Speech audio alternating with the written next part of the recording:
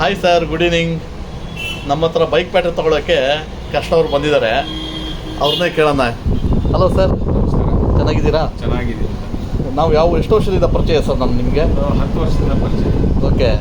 ಈ ಕಡೆ UPS battery ತಗೊಂಡೋಗಿದ್ದೆ. ಹಾಂ 5-6 ವರ್ಷ ಆಯಿತು. ಹಾಂ, ಇನ್ನೂ ಚೆನ್ನಾಗಿ ರನ್ನಿಂಗ್ ಆಗ್ತಾ ಇದೆ. Thank you.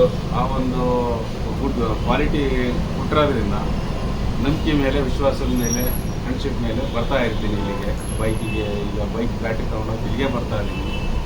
Thank you.